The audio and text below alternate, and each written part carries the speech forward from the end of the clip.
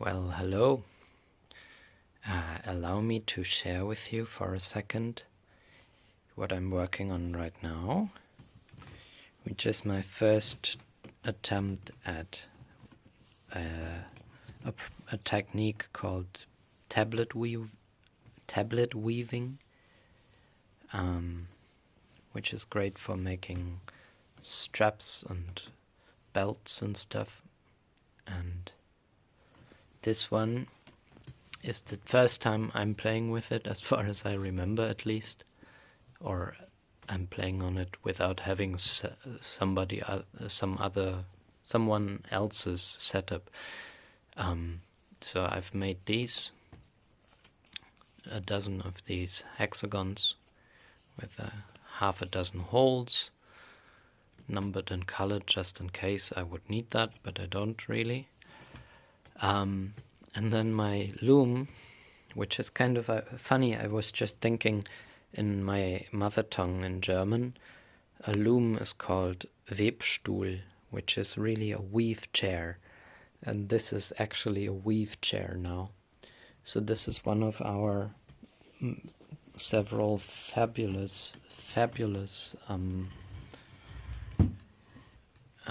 eighteyes treeship seats, chairs, which are incredibly comfortable and useful and handy and yeah, all the good stuff.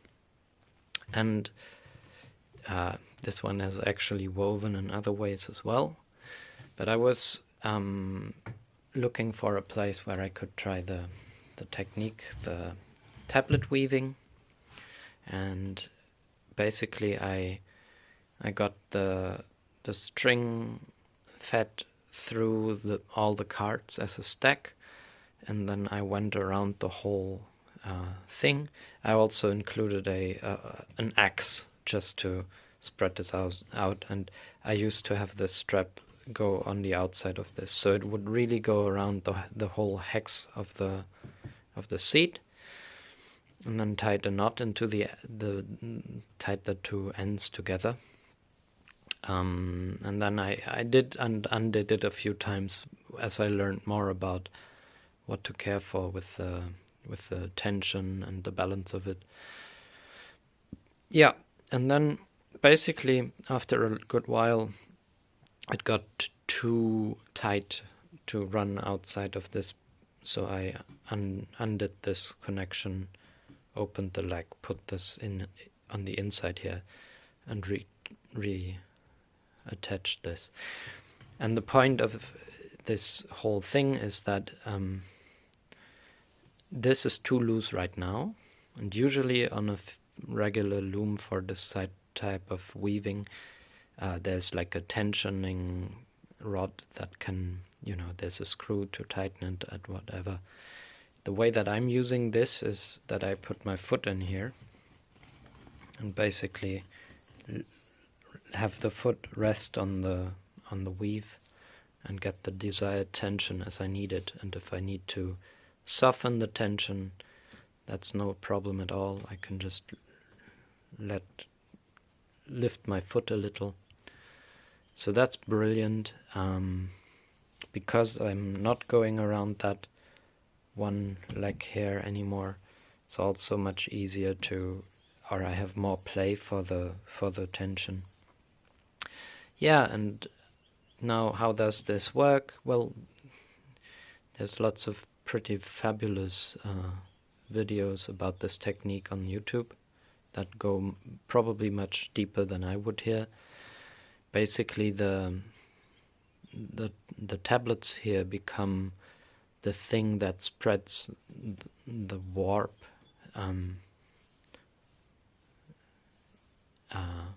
in several ways, and every single tablet basically is one set of 6 strings that are twisting one way or the other.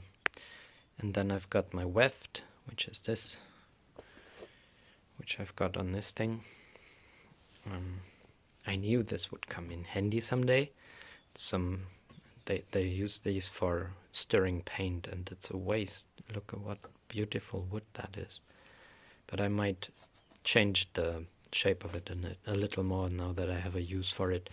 Alright, but how does it work? Well, right now we've got the string coming through the open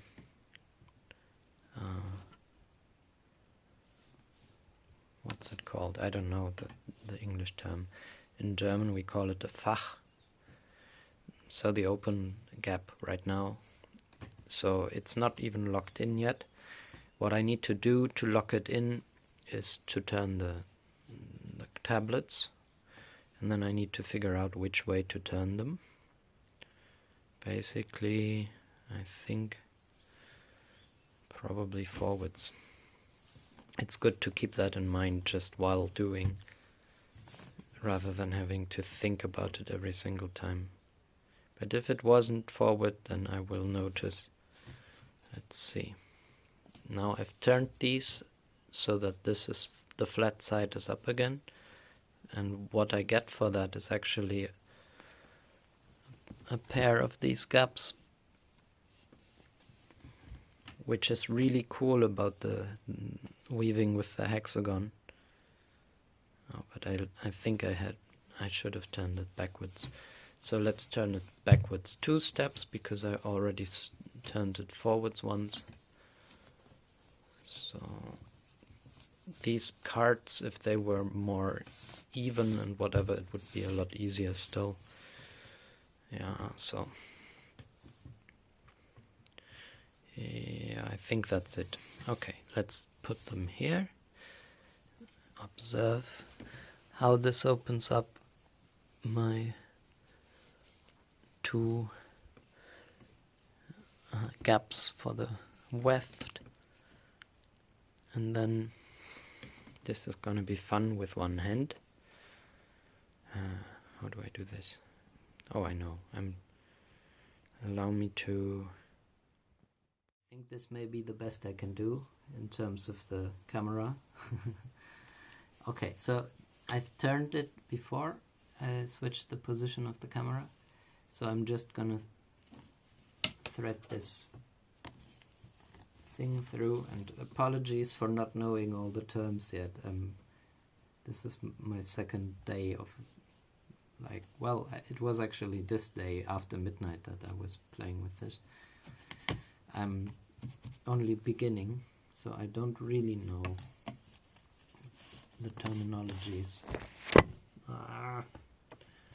Particularly, oh no.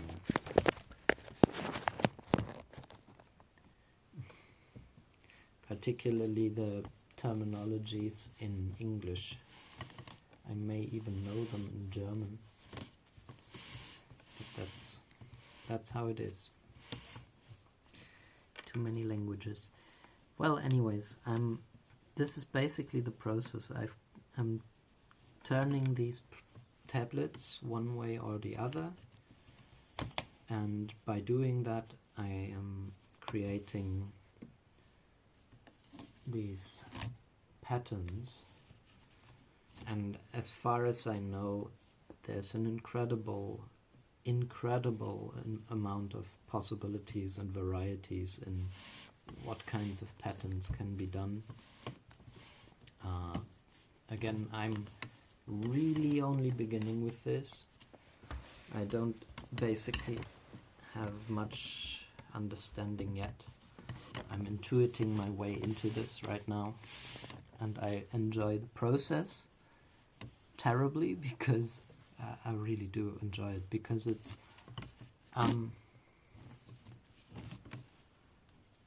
yeah, it's just another thing I can learn to do. See, now I was not really paying attention to what I was doing because I speak too much. I love all sorts of techniques that can be used to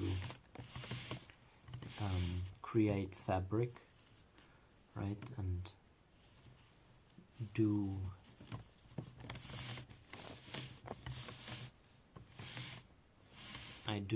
needle binding, I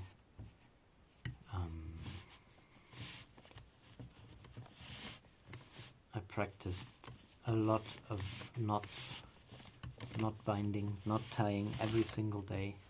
What I'm not so good at is camera work, if you can, I don't know if you noticed.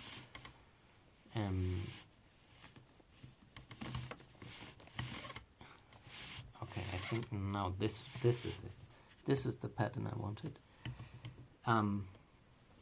This goes a lot more smoothly when I'm not talking while I'm doing it. Of course, goes without saying.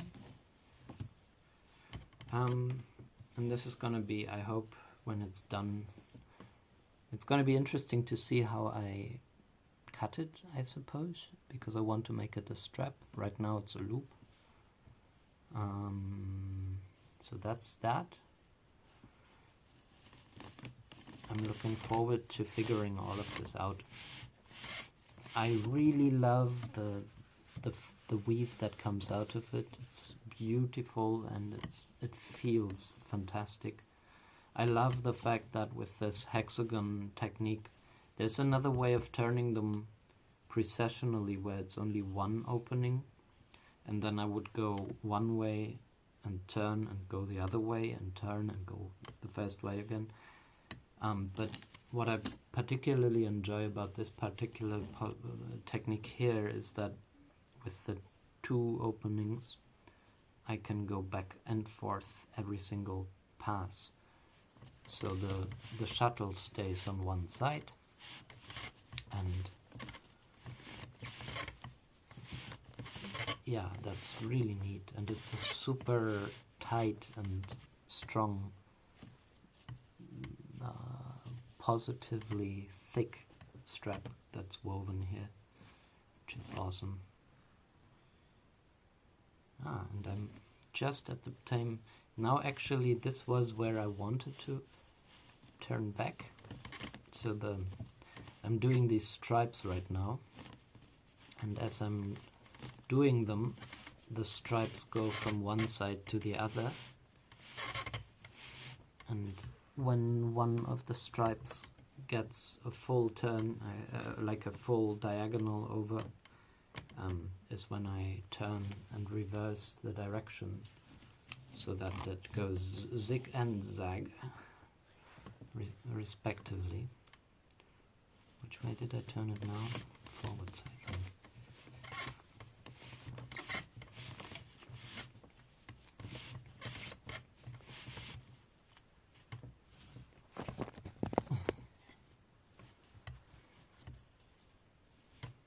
Yeah. So I just thought I'd take a moment and at least take a video of a little bit of what I'm doing here, the way it's all coming together yet again, with me just basically looking for possibilities of doing something that I know is possible in principle, and there's established ways people do these things, and I'll just go ahead and try my own spin on it with as much pattern integrity involved as I can, which is to say that right now the pattern integrity to me is to recognize that I can use my chairs as looms for this, and they work perfectly fine for that.